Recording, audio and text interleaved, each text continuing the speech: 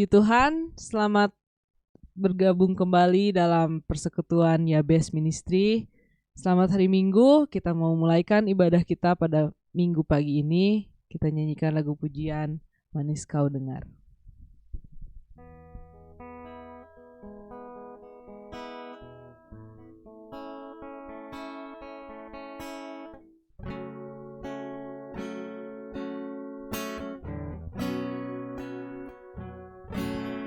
Ya Tuhanku,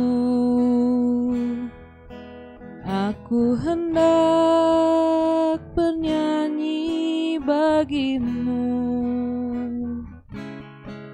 selama ku hidup. Ya Allahku, aku hendak bermazmur bagimu selagi ku ada. Inilah yang ku renungkan setiap waktu. Nyanyian pujian dan pengagungan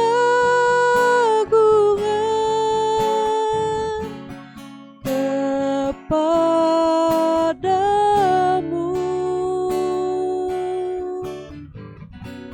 Biarlah manis kau dengar, Tuhan, manis kau dengar, Tuhan, dan hatiku bersuka karenamu.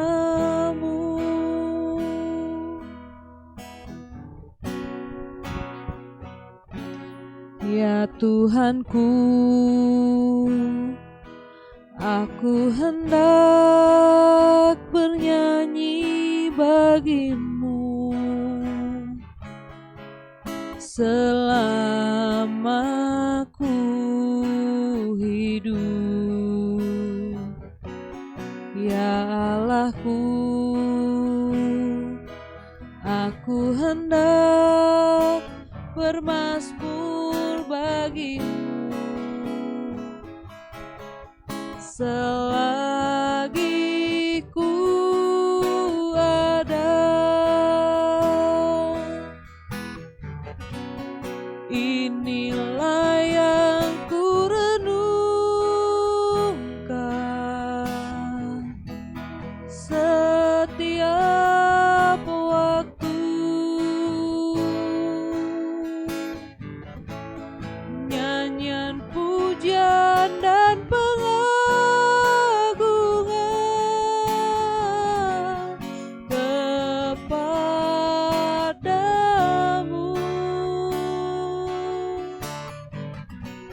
Biarlah manis kau dengar, Tuhan, manis kau dengar,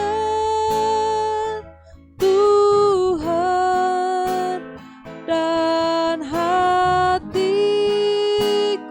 bersuka karenamu. Inilah yang ku renungkan, inilah yang ku renungkan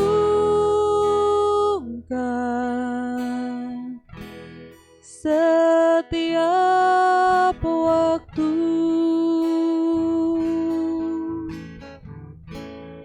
Nyanyian pujian dan pengagungan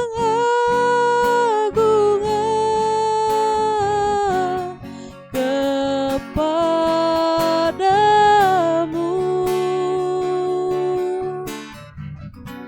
Biarlah manis kau dengar, Tuhan,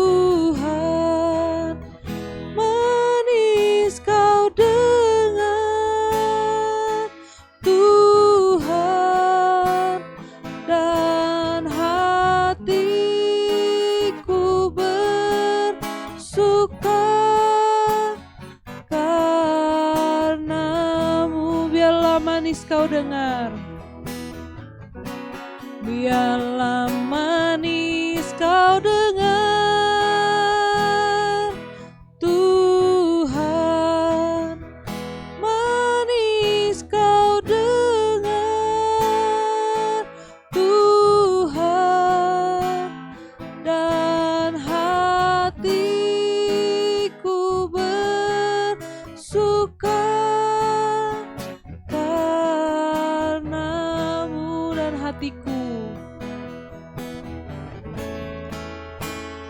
dan hatiku bersuka karenamu. Benar Tuhan, benar kalau kami mau memuji, membesarkan nama Tuhan. Karena dari itu Tuhan kami mau bernyanyi, kami mau bermazmur bagimu pada pagi hari ini. Walaupun kami di rumah kami masing-masing Tuhan, tapi biarlah Engkau mendengar nyanyian yang berasal dari hati kami, dan biarlah manis Kau dengar Tuhan. Kami mulaikan ibadah kami pada pagi hari ini hanya dalam nama Tuhan Yesus. Haleluya, amin. Puji Tuhan, kita lanjut pujian kita dengan Aku Ingin Selalu.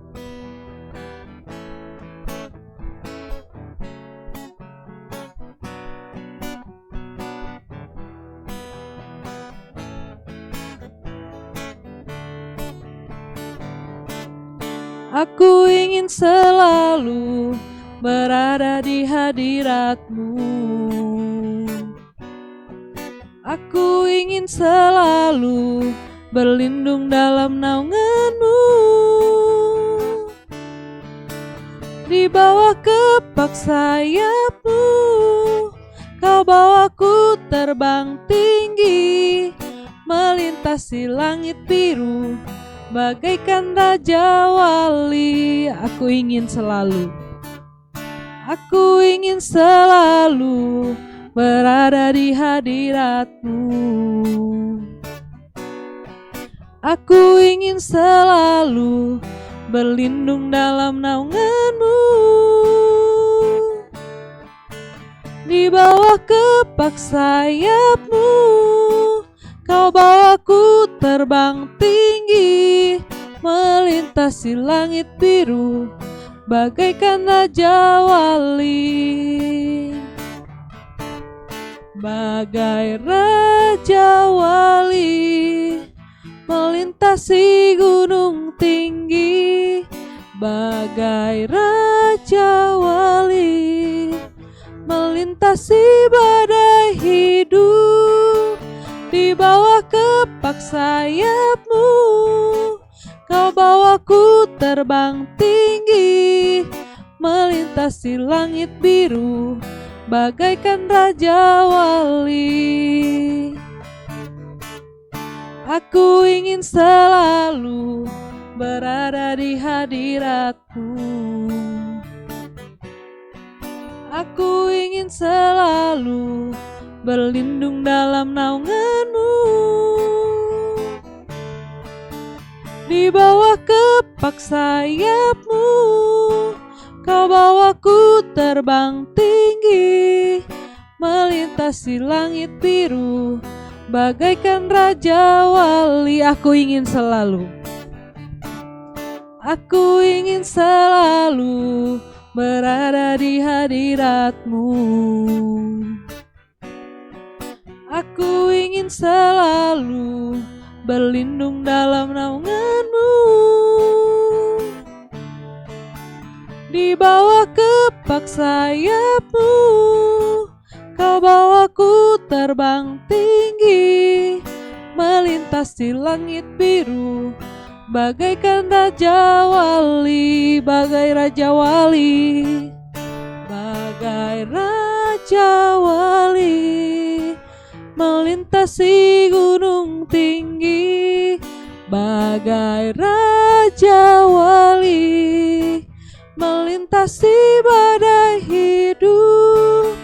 Di bawah kepak sayap-Mu, Kau bawaku terbang tinggi, melintasi langit biru, bagaikan Raja Wali. Bagai Raja Wali, bagai Raja Wali, melintasi gunung tinggi, bagai Raja Wali, melintasi badai hidup. Di bawah kepak sayapmu, kau bawaku terbang tinggi, melintasi langit biru, bagaikan Raja Wali, melintasi langit biru, melintasi langit biru, bagaikan Raja Wali. Sekali lagi melintasi, melintasi langit biru, bagaikan Raja Wali. Puji Tuhan, tiba saatnya kita akan mendengarkan sebagian daripada renungan firman Tuhan. Kita nyanyikan lagu pujian, Kemanakah Kami Mencari.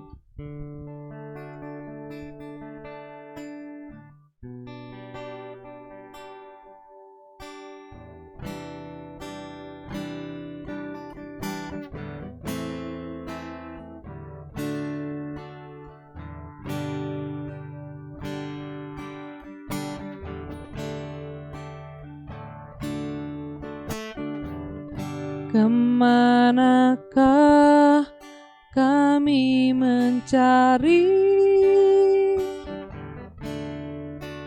kasih sejati? Kemanakah kami berseru saat badai datang menderu? Yang kami tahu hanya Kau yang mampu pulihkan segala sesuatu.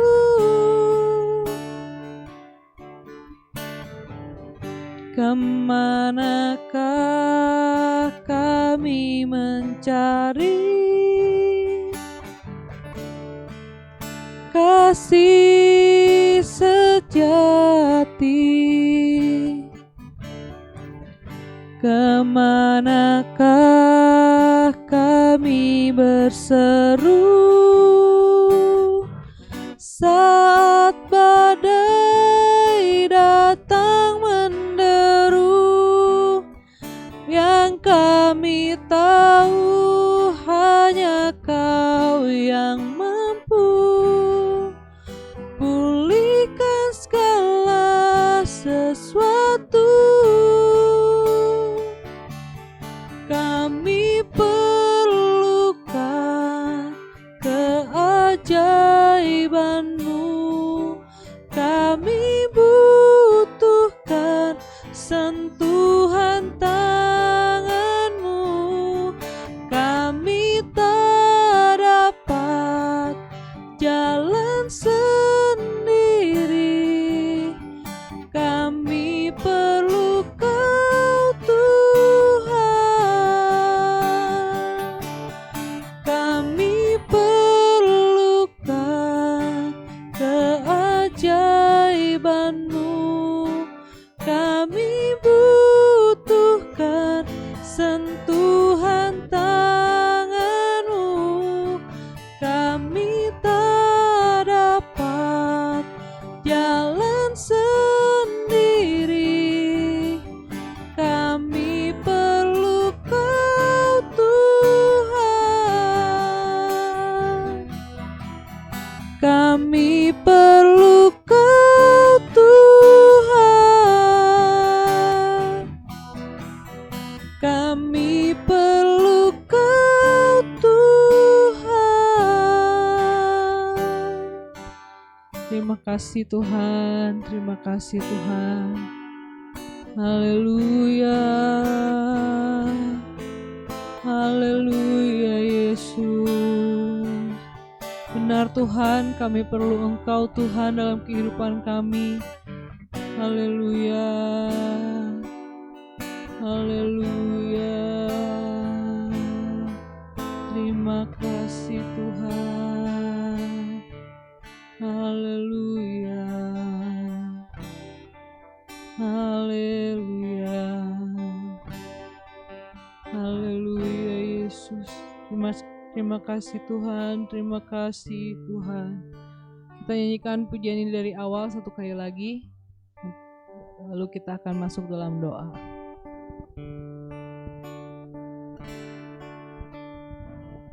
Kemanakah kami mencari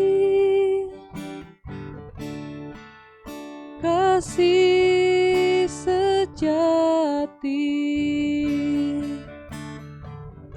Kemanakah kami berseru saat badai datang menderu? Yang kami tahu hanya Kau yang mampu pulihkan segala sesuatu.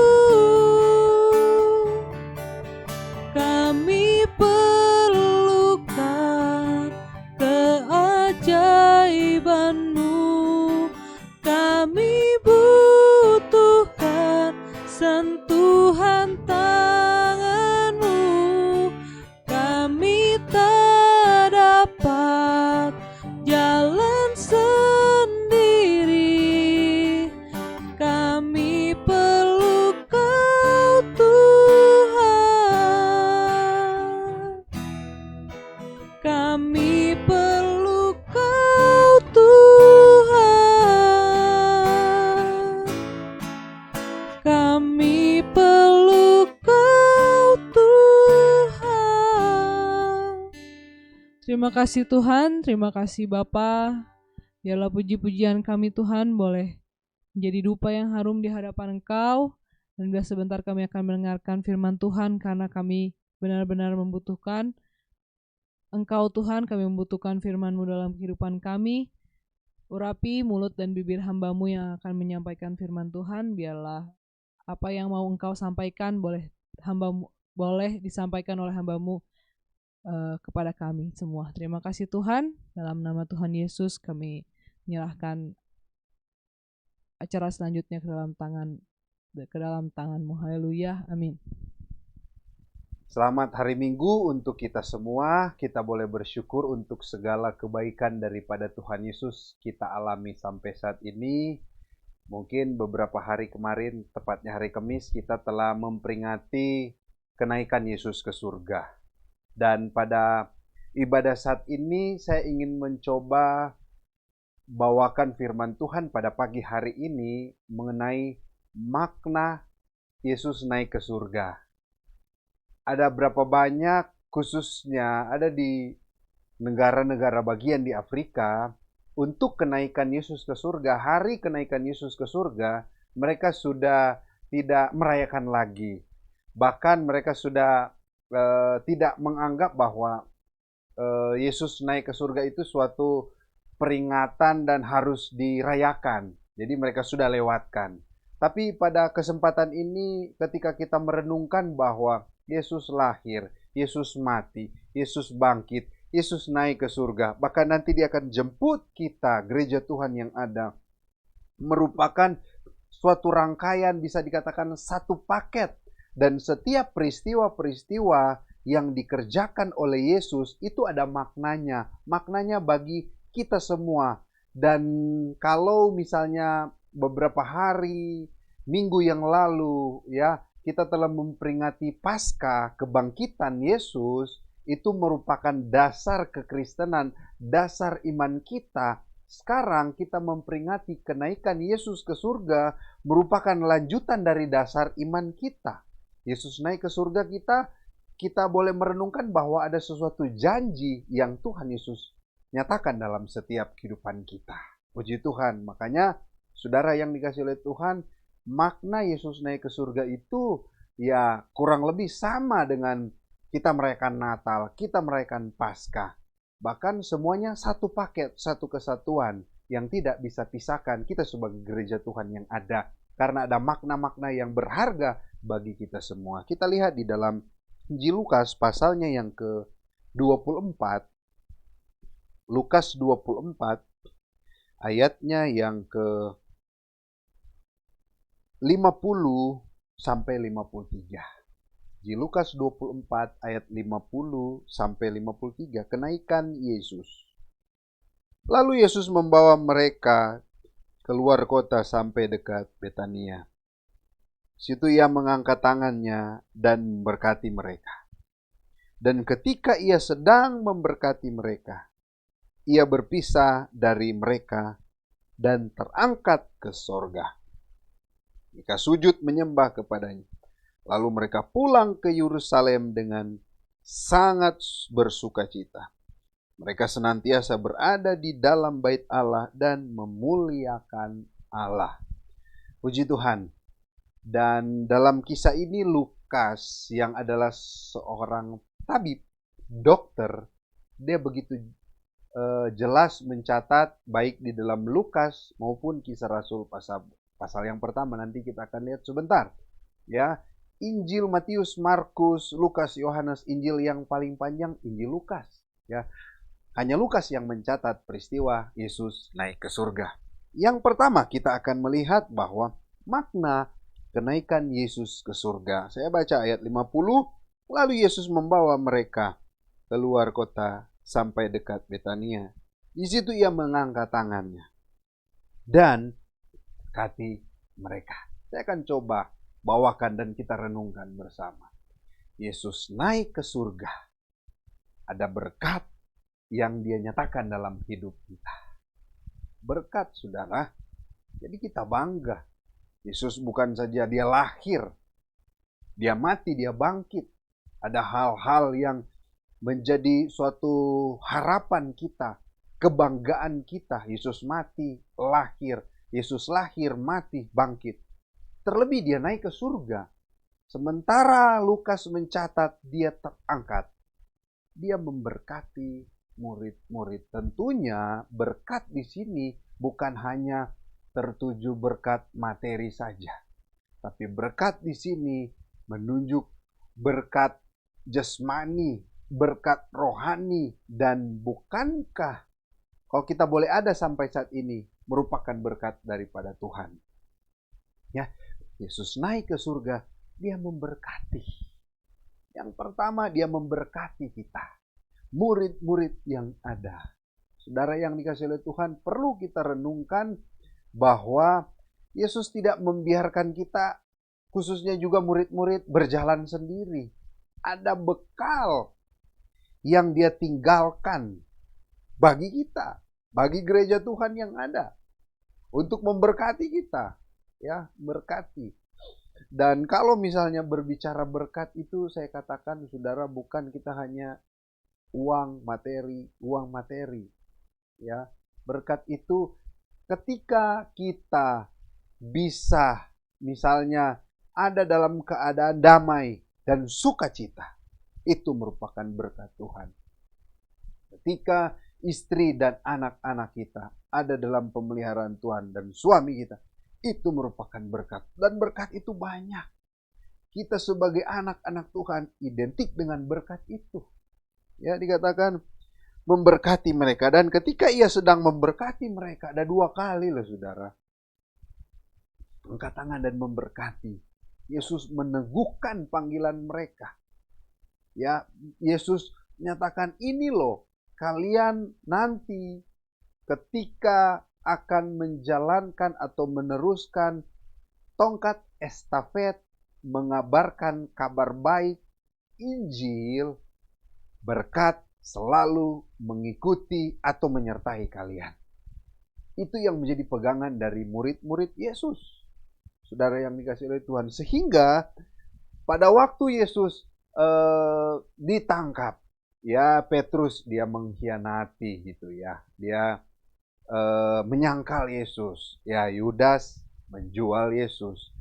Murid-murid pada waktu itu ada dalam ketakutan, ada dalam kebimbangan, ada dalam kecemasan, ada dalam keraguan-raguan. Padahal Yesus sudah bilang dia akan diserahkan kepada imam-imam kepala ahli Taurat. Dia akan mati dan bangkit pada hari yang ketiga. Ya, saudara, itu yang Yesus ulang-ulang. Tapi realita yang ada, kenyataan yang ada, murid-murid lupa akan hal itu. Ya, sehingga ketika Yesus menampakkan diri kepada Maria Magdalena, kepada Yohanes, kepada Petrus, kepada Kleopas dan temannya, kepada murid-murid yang lain, kepada Thomas, semuanya dia menampakkan diri, meyakinkan, ini loh aku yang sudah mati, aku bangkit. Nanti bentar aku akan naik ke surga, meyakinkan murid-murid. Ya, dan apa yang terjadi? Ketika murid-murid diajak oleh Yesus dekat Betania, di situ apa yang terjadi? Yesus terangkat dan memberkati murid-murid. Ketika sedang dia memberkati murid-murid, dia terangkat ke surga. 2 kali kata memberkati. Ini adalah modal bekal nanti murid-murid yang akan mengabarkan Injil, tetapi tidak perlu khawatir karena ada berkat Tuhan menyertai mereka. Makna kenaikan Yesus ke surga. Dia memberkati kita. Berkat itu berbicara luas, umum. Bukan hanya kita terpatok dengan satu hal saja, tidak. Tapi berkat itu umum. Yang kedua, saudara yang dikasih oleh Tuhan, makna kenaikan Yesus ke surga. Kisah Rasul 1 ayatnya yang ke-9. Sesudah ia mengatakan demikian, terangkatlah ia disaksikan oleh mereka dan awan menutupnya dari pandangan mereka. Ketika mereka sedang menatap ke langit waktu ia naik itu, tiba-tiba berdirilah 2 orang yang berpakaian putih dekat mereka dan berkata kepada mereka, "Hai orang-orang Galilea, mengapakah kamu berdiri melihat ke langit? Yesus ini yang terangkat ke surga meninggalkan kamu. Akan kembali dengan cara yang sama seperti kamu melihat dia naik ke surga." Nah, puji Tuhan. Saudara yang dikasih oleh Tuhan, kita baca di dalam Mundur ayatnya yang ke-8. Tapi kamu akan menerima kuasa kalau Roh Kudus turun ke atas kamu, dan kamu akan menjadi saksiku Yerusalem, seluruh Yudea, Samaria, sampai ke ujung bumi. Makna yang kedua, Yesus naik ke surga. Roh Kudus turun dalam kehidupan murid-murid yang ada. Dengan kata lain, Yesus telah menyelesaikan pelayanannya secara tubuh jasmani dan dia terangkat ke surga. Dan selanjutnya pelayanan yang kedua akan diteruskan oleh murid-murid, tetapi murid-murid tidak sendiri. Bukan hanya berkat yang Tuhan tinggalkan, tapi dia memberikan Roh Kudus yang akan menyertai murid-murid. Yesus naik ke surga, berikan Roh Kudus kepada murid-murid dan kepada gereja Tuhan yang ada. Ketika murid-murid menerima Roh Kudus di loteng Yerusalem, apa yang terjadi? Roh Kudus bermanifest dalam hidup mereka. Yang awalnya pengecut, yang awalnya tawar hati, yang awalnya pengkhianat, yang awalnya tidak bisa berbuat apa-apa. Ketika dipenuhkan dengan Roh Kudus, mereka dengan berani. Ketika saudara baca Kisah Rasul 2, 3, dan seterusnya, pelayanan murid-murid yang ada, Petrus itu dia berkhotbah dengan luar biasa, jiwa-jiwa boleh datang bertobat terima Yesus. Ya, saya katakan tadi, awalnya mereka pengecut, takut keluar waktu itu, berada di rumah, kunci rumah mereka. Ketika Roh Kudus bekerja dalam hidup mereka, apa yang Alkitab katakan, mereka dengan berani memberitakan firman Tuhan, bukan saja di daerah terpencil, tapi memberitakan firman Tuhan di Yerusalem, di pusat kota Israel pada waktu itu, di mana imam-imam kepala, ahli Taurat, mereka berada di Israel, di Yerusalem, tapi mereka dengan berani memberitakan kabar keselamatan Injil itu. Kenapa mereka bisa berani? Bukan cuma modal berkat, tapi ada Roh Kudus yang memenuhi mereka. Akan baca kisah-kisah selanjutnya dengan berani diperhadapkan dengan mahkamah agama, imam-imam kepala, tapi mereka dengan berani bahwa Yesus yang kalian salibkan itu, Yesus yang kalian aniaya itu, dialah yang dijanjikan oleh kitab para nabi-nabi untuk menebus dosa-dosa manusia, tetapi kalian tolak dia, kalian salibkan dia. Tapi ingat, dia mati dan dia bangkit. Dia menampakkan diri kepada kami semua. Kata murid-murid, berani mereka. Padahal awalnya penakut. Berani. Kenapa? Ada Roh Kudus yang bekerja dalam hidup mereka. Saudara yang dikasihi oleh Tuhan, Yesus telah naik ke surga. Roh Kudus bekerja kepada murid-murid 2000 tahun yang lalu. Dan murid-murid mereka berdiaspora semakin ditekan, dianiaya, semakin dibantai. Tetapi gereja Tuhan berkembang. Bahkan yang menganiaya yaitu Saulus, yaitu Paulus. Dia melihat, loh kok saya membaca dalam satu buku, salah satu pertobatan Paulus, dia melihat kok ini orang Kristen ini dianiaya, ya, disiksa, dibunuh. Malam Paulus melihat ada suatu kebahagiaan yang terpancar dalam kehidupan orang-orang Kristen pada waktu itu. Alkitab katakan Paulus melihat Stefanus yang dirajam. Kok heran, orang yang sudah mau meninggal, mau dihukum mati, dirajam, yang orang itu masih berdoa untuk yang menghukum. Ini kan di luar logika. Sehingga apa yang terjadi ketika Tuhan menampakkan diri kepada Paulus, Saulus, Saulus, mengapa engkau menganiaya aku? Padahal Saulus menganiaya orang-orang Kristen, orang-orang percaya. Tapi saudara perlu ketahui bahwa Kristus adalah kepala. Dan gereja Tuhan, orang Kristen adalah anggota seluruh tubuh. Jemaat anggota seluruh tubuh. Ketika tubuh sakit, ketika tubuh dianiaya, itu mempengaruhi kepala yang adalah Kristus. Otomatis kepala ini tidak akan membiarkan tubuhnya ini sakit. Dengan berbagai cara dia akan pikir agar supaya bagaimana tubuh ini akan disembuhkan.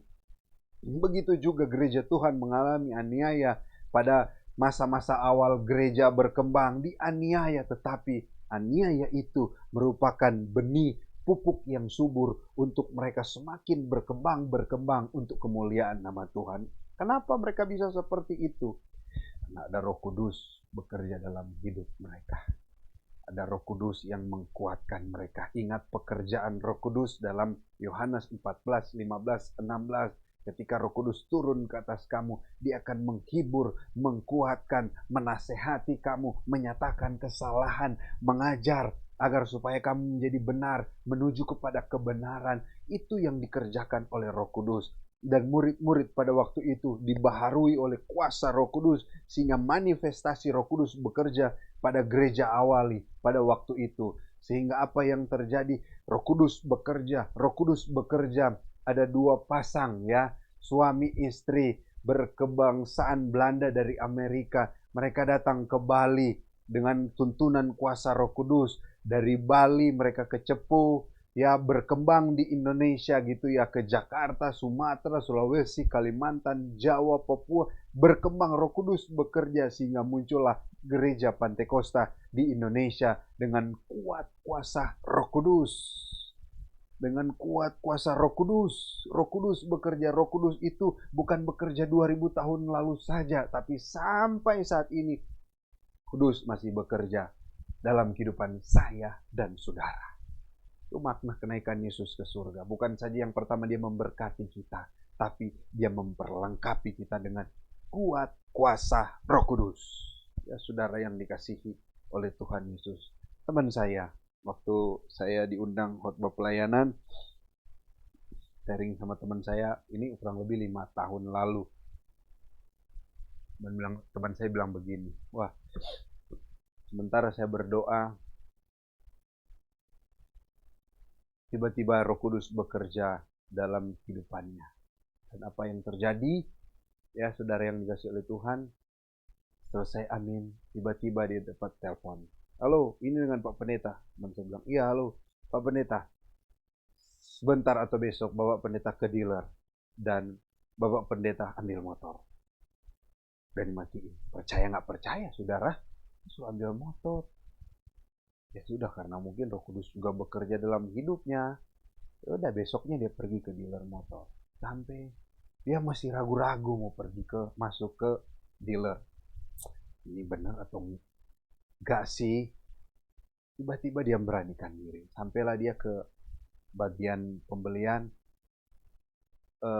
Saya Bapak Pendeta.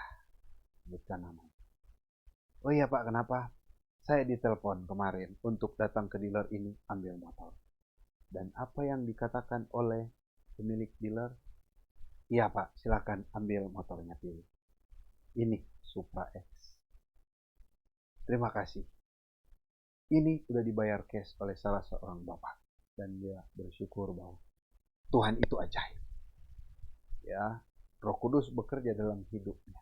Memberkati dia, memperlengkapi dia dalam pelayanan. Ya, jadi Roh Kudus itu bukan bekerja 2000 tahun yang lalu. Sampai saat ini, Roh Kudus masih bekerja dalam kehidupan saya dan saudara. Jika saya di sekolah Alkitab berpuasa gitu ya. Ya, saya puasa waktu itu hari ke-3. Kurang lebih 3 hari, saya puasa 7 hari. Pada hari ketiga itu, apa yang terjadi saudara, malam saya mau tidur, kok gelisah sekali. Buka baju saudara, teman-teman, tapi panas. Tengah malam itu saya pergi, dalam hati ini berdoa. Memang saya suka lakukan berdoa, tapi ini pas malam ketiga ini berdoa. Pergi ke kamar doa.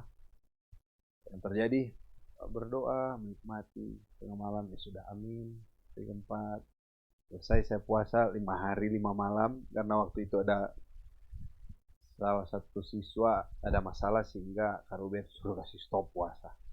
Dan yang terjadi, waktu itu saya sudah selesai puasa 5 hari 5 malam. Pas hari Sabtu keluar, saya telepon keluarga saya. Mama apa kabar? Puji Tuhan baik. Papa, tahu nggak Hen? Berapa hari yang lalu, tengah malam Papa pingsan, gak sadarkan diri, dibawalah ke rumah sakit. Di mobil gak sadarkan diri.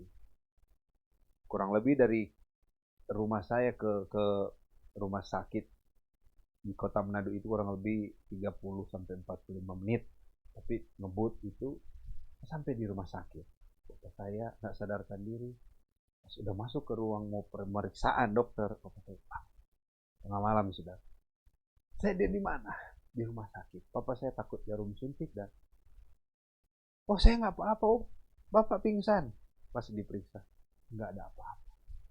Langsung dibawa pulang. Saya teringat, tepat tengah malam itu, saya tidak bisa tidur. Roh Kudus bekerja, berdoa. Saya nggak berdoa buat Papa saya hanya penyembah.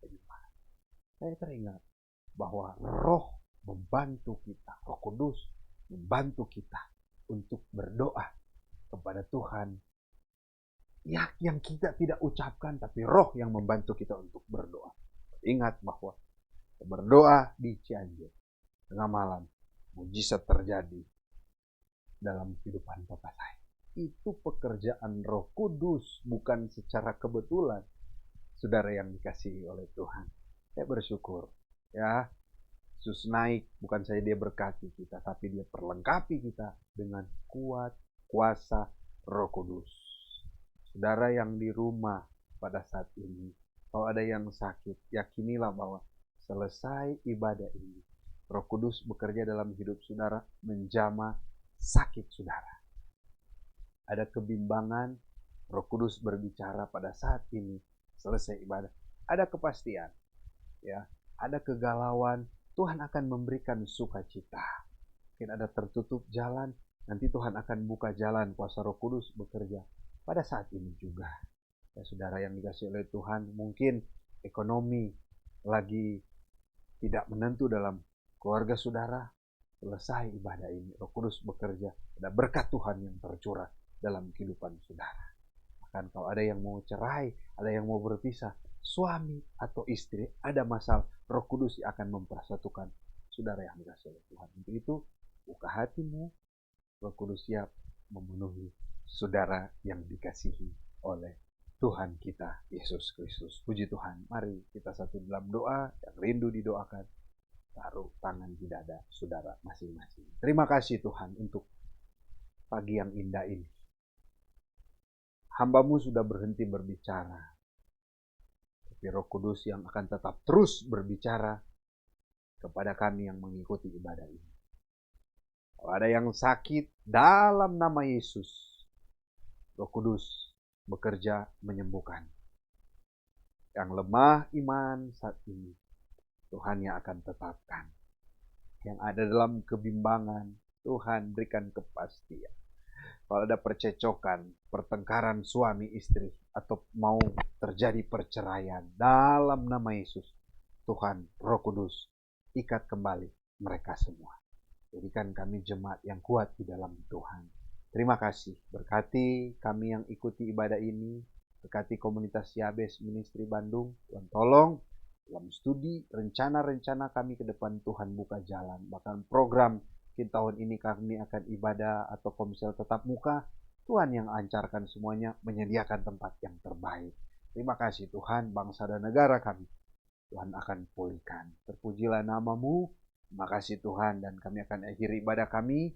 Wajah kemuliaan Allah menyinari, menaungi, dan membimbing kita semua. Dan adalah kiranya berkat dari Allah Bapa kita, cinta kasih sayang dari Yesus Sang Putra, serta persekutuan dari Allah Roh Kudus menyertai kita. Mulai hari ini, besok, bahkan sampai selama-lamanya, dalam nama Tuhan Yesus Kristus. Haleluya. Amin. Selamat hari Minggu. Tuhan Yesus memberkati kita semua. Puji Tuhan.